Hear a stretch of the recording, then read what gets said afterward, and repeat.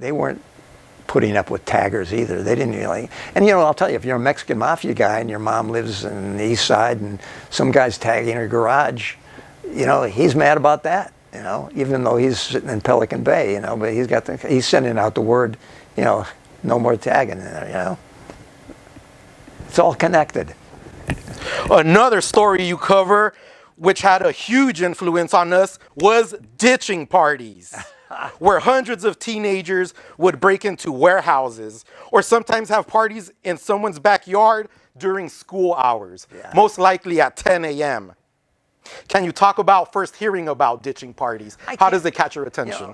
You know, I think, you know, like by that time we did have a couple guys, you know, who grew up in those areas who were shooting some video for us. I mean, they told us what was going on, but we could just see it evolving too.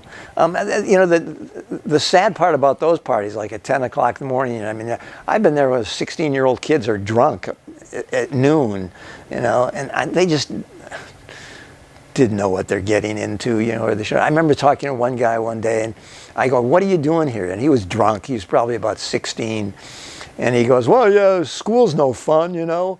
I don't want to go to school." I said, "Well, school wasn't exactly fun for me either." But he said, "Well, you don't learn anything." I said, "Yeah, but are you trying to learn anything? You're here at the party, you know." And he goes, "Well, yeah." I said, "Well, you know," but he said, "They don't teach us." And I go, "Well," I said, "You've got to be there for them to teach you, you know." I said, like, and you've got to make an effort. You know, they don't pour knowledge into your ear with a horn or something, you know. It's something that you need to work at, you know. And he's sort of like, "Oh, yeah, I guess so," you know. But I mean, you know, and the bottom line for all this stuff, education's the key. I mean, you know, if you want to get out of a bad situation, you know, I can find somebody from almost any walk of life, and they made it. You know, and the key was education, you know. I remember getting a call once from a guy, and he wanted me to come out in the San Bernardino area somewhere. He was a Mexican mafia associate, probably in his 40s, and he'd just gotten out of prison, and he wanted to work towards some peace in the neighborhood where he grew up, and he thought boxing would be a good way. So he was staging these boxing matches between rival gangs, you know.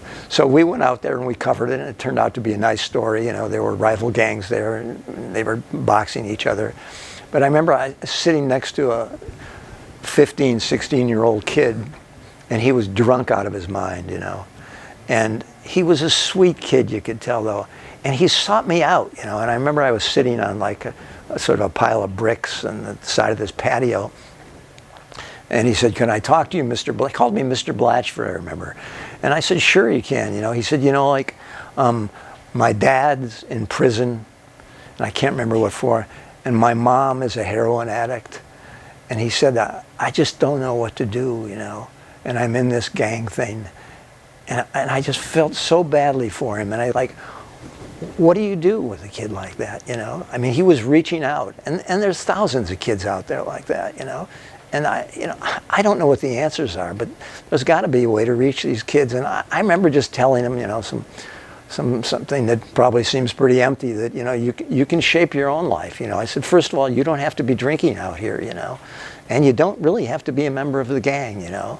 And but I remember he was a sweet kid, you know, a little guy, you know.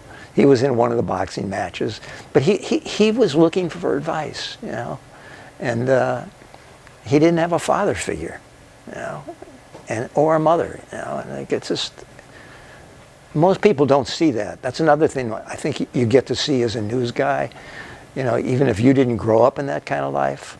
Although I could relate to it, I had an alcoholic father, you know, but you know, I hate this thing today, fake news, you know. It's just because, you know, good news people out there, they do know what's going on, and they are telling the truth.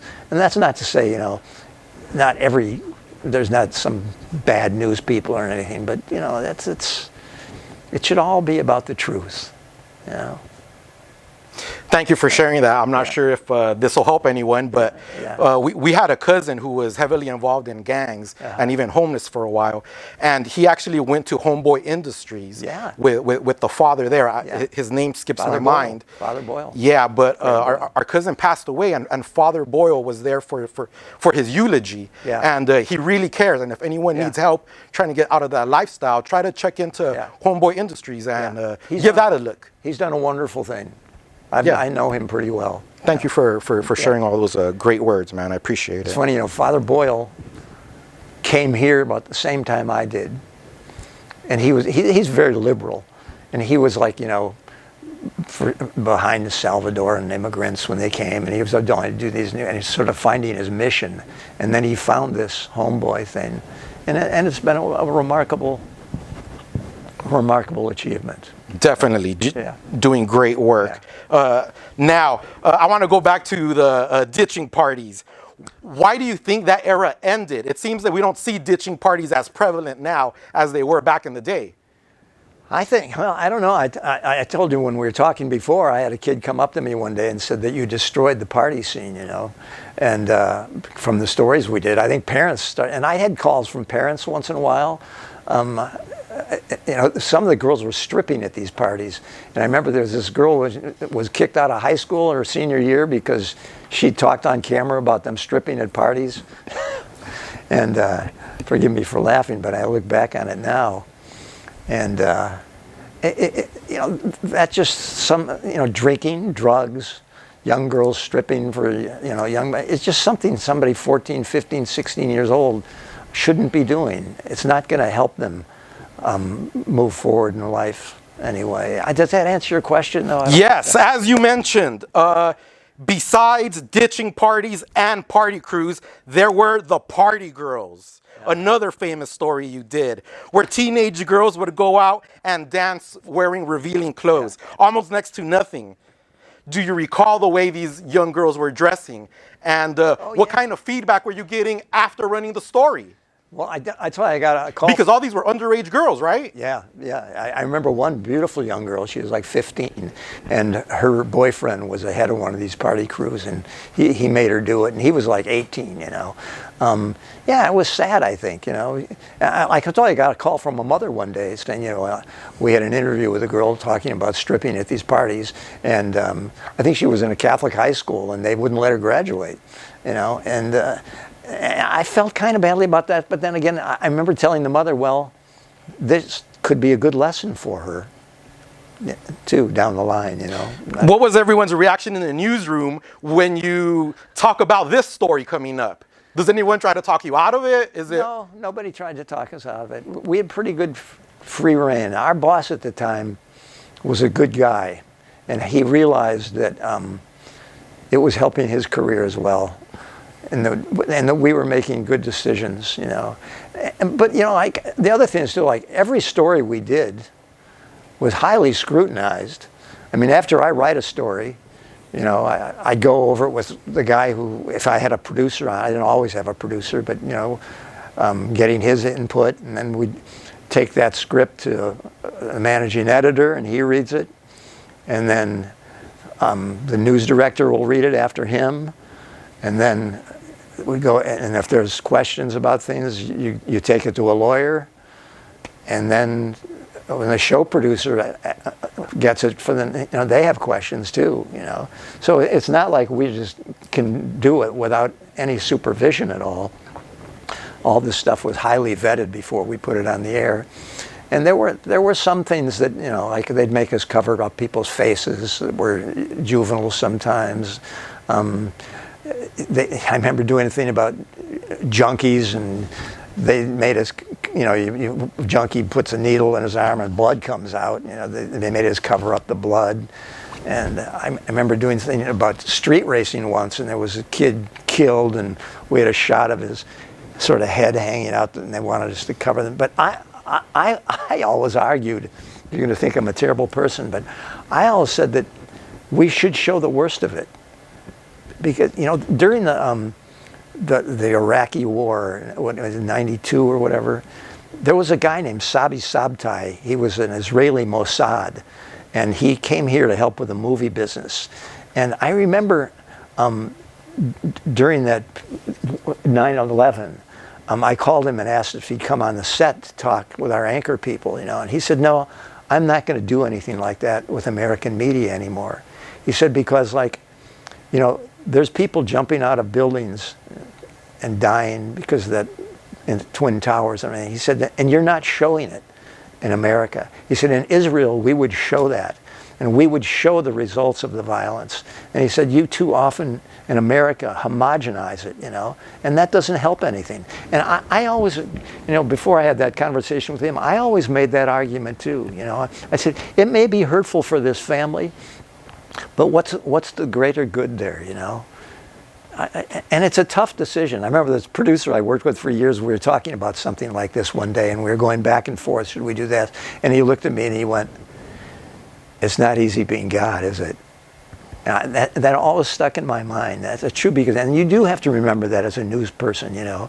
What you do is going to really affect somebody's life. So you better be right. And, you know, sometimes you do make the wrong decision, I guess, and somebody suffers. But sometimes somebody has to maybe suffer for a better purpose, you know. They did it, we didn't, you know.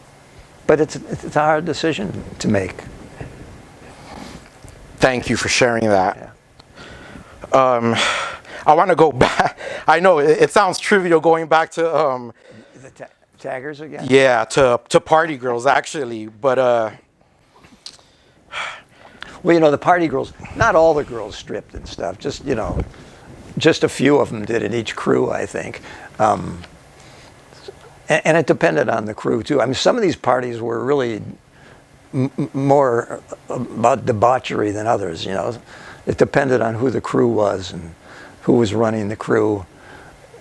It's like anything, you know, any profession, anything, you know, there's people who are good and there are people bad in every profession. I think even the party crew scene, there was some, like, you know, fresh-faced kids who just want to have a good time, and there was others that were quasi-gangsters, you know.